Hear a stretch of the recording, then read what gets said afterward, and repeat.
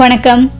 உலகின் முதல் சிவாலயம் என்று போற்றப்படும் ராமநாதபுரம் மாவட்டம் உத்திரகோசை மங்கை மங்களநாதர் சுவாமி கோயிலில் பல்லாயிரக்கணக்கான பக்தர்கள் முன்னிலையில் இன்று கும்பாபிஷேகம் நடைபெற்றது.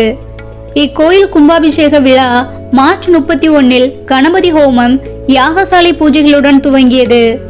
ஏப்ரல் 1 இங்குள்ள அபூர்வ மரகத நடராஜருக்கு சந்தனம் களையப்பட்டு அபிஷேக பூஜைகள் நடைபெற்றது. இன்று அதிகாலை 5 மணிக்கு 6 கால யாகசாலை பூஜைகள் முடிந்து கடம் புறப்பாடு நடைபெற்றது. தொடர்ந்து வேத மந்திரம் முழங்க கணபதி உள்ளிட்ட பரிவார தெய்வங்களுக்கு காலை 6 மணிக்கு கும்பாபிஷேகம் நடைபெற்றது. அதைத் தொடர்ந்து காலை 9 மணி முதல் ராஜகோபுரங்கள், சுவாமி, அம்மன் மூலவர்களுக்கு கும்பாபிஷேகம் நடைபெற்றது. இரவு 7 மணிக்கு மங்களநாதர் சுவாமி, மங்களேஸ்வரி அம்மன் திருக்கல்யாணம் நடக்கிறது. கும்பாபிஷேக விழாவை காண ஏராளமான பக்தர்கள் வந்துள்ளனர்.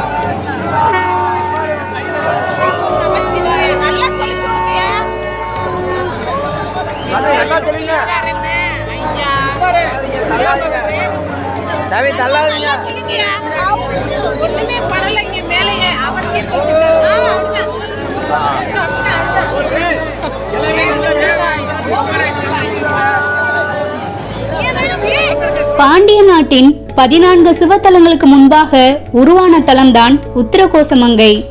இலந்தை மரத்தின் அடியில் இறைவன் சுயம்புமூர்த்தியாக எழுந்தருளிய இந்த தலத்தில்தான் சிவபெருமான் அம்பிகைக்கு வேதாகம ரகசிய பொருளை உபதேசித்து அருளினார் என்கின்றன ஞான நூல்கள்.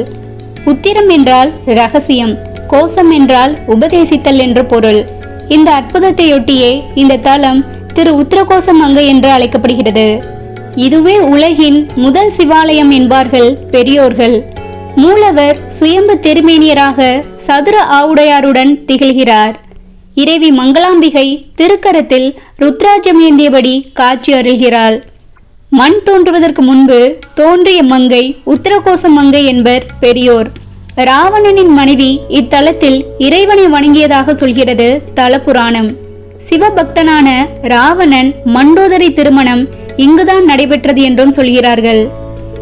ஈசனின் திருவிளையாடல்களில் ஒன்றான வலைவீசி மீன்பிடித்த விளையாட்டு நடைபெற்ற தலம்தான் இது. மீனவ பெண்ணாக தோன்றிய அம்பிகையை சுவாமி கரம் பிடித்த தலமும் இதுதான். திருவாசகம் அருளிய மாணிக்க வாசகர் பிறப்பெடுக்க காரணமான தலமும் இதுவே. நவ கிரகங்கள் ஆலய வழிபாட்டில் இல்லாத காலத்தில் தோன்றிய கோயில் இது என்பதால் இங்கு சூரியன், சந்திரன், செவ்வாய் ஆகிய 3 கோள்கள் மட்டுமே உள்ளன. இதுவே இந்த ஆலயத்தின் பழமைக்கு மற்றும் ஒரு சான்றாக உள்ளது. இங்கு நடராஜர் சந்நிதிக்கு பக்கத்திலேயே சகஸ்கரலிங்க சந்நிதி உள்ளது. ஈசனிடம் வேத ரகசியம் கேட்க வந்த 1000 முனிவர்களில் 999 பேர் ஈசனிடம் ஐக்கியமாகிவிட எஞ்சி நின்ற ஒரு முனிவரே மாணிக்கவாசகராக மறுபிறப்பு எடுத்தார் என்கின்றன புராணங்கள். எனவே திருவாசகம் என்னும் வேதம் நமக்கு கிடைக்க காரணமான தலமும் இதுவே. இத்தலத்தின் சிறப்புகளில் ஒன்று மரகதலிங்கம் மற்றும் ஸ்படிகலிங்கம். தினமும் மதிய வேளையில் இவ்விரு லிங்கங்களுக்கும் அபிஷேகம் நடைபெறும். இதை கண்டாலே முக்தி நிச்சயம் என்பார்கள். இங்குள்ள தலவிருட்சமான இலந்தை 3000 ஆண்டுகள் பழமை வாய்ந்தது என்று சொல்கிறார்கள் விஞ்ஞானிகள். தினமும் அதிகாலையில் அம்பாள் சுவாமியை பூஜிப்பதாக ஐதீகம். அதேபோல் மாணிக்கவாசகர் இரவா நிலை பெற்று ஈசனுக்கு அருகே அமர்ந்து அவருக்கு அன்னம் பாலிப்பதாக நம்பப்படுகிறது. திருப்பெருந்துறைக்கு அடுத்து மாணிக்கவாசகருக்கு ஈசன் தரிசனம் தந்த இடமும் இதுவே. ஒரே நாளில் 3 வேளை மங்களநாதரை தரிசித்தால் வினைகள் நீங்கும் என்பது நம்பிக்கையாக உள்ளது. அதே போன்று காசியில் கூட தீராத பித்ருசாபம் இங்கு தீரும் என்கிறார்கள்.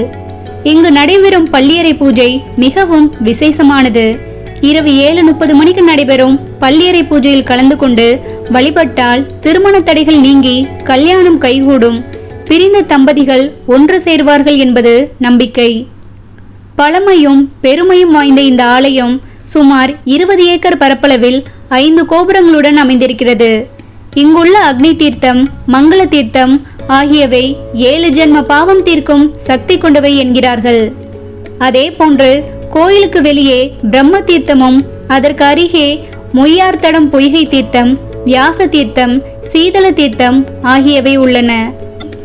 இங்குள்ள நடராஜர் திருமேனி பச்சை மரகதத்தால் ஆனது. விலை மதிக்க முடியாத மாபெரும் பொக்கிஷமாக திகழும் 5.5 அடி உயரம் கொண்ட இந்த நடராஜர் திருமேனி உலக அதிசயம் என்றே சொல்லலாம். இந்த திருமேனியில் எப்போதும் சந்தன காப்பு பூசியிருப்பார்கள். மார்கழி திருவாதிரைக்கு முதல் நாள் மட்டுமே சந்தனம் இல்லாமல் இந்த நடராஜரை தரிசிக்க முடியும். இவரின் திருமேனியில் சாத்தப்படும் சந்தனம் மருத்துவ குணம் கொண்டது, அனைத்து நோய்களையும் தீர்க்க வல்லது என்கிறார்கள். மத்தளம் முழங்க மரகதம் பொடிபடும் என்பார்கள். அவ்வளவு நுட்பமானது மரகதக்கல். அதில் நுட்பமாக நடராஜர் திருமேனி அமைந்திருப்பதால் கோயிலில் இசைக்கும் வாத்திய ஓசையால் திருமேனிக்கு பாதிப்பு ஏற்படாதபடி இருக்க சந்தனக்காப்பு பூசப்படுகிறது. ஆண்டுக்கு ஒரு முறை மட்டுமே இந்த சந்தனக்காப்பு களையப்பட்டு பச்சை திருமேனி தரிசனம் வாய்க்கும். மரகத நடராஜரை தரிசித்தால் வினைகள் தீரும் மற்றும் நவகிரக தோஷங்கள் விலகும் என்பது நம்பிக்கை. பல்லாயிரம் ஆண்டுகளை கடந்தும் முகலாயர்கள், ஆங்கிலேயர்கள் என பல படையெடுப்புகளையும் தாண்டி இன்றைக்கும் கம்பீரமாக புன்னகை தவழும் முகத்துடன் ஆடவல்லால் ஆன நடராஜர் உத்தரகோசமங்கை மங்களநாத சுவாமி கோவிலில் திருநடனம் புரிந்து வருகிறார். சிவபெருமானால் பரதநாட்டிய கலையை உலக மக்களுக்கு முதலில் அறிமுகம் செய்யப்பட்ட திருத்தலமாகும். இந்த உத்தரகோசமங்கையில் ஒரு முறை பக்தர்கள் வந்து மிதித்தால் கைலாயம் செல்வது நிச்சயம் என்று சொல்லப்படுகிறது.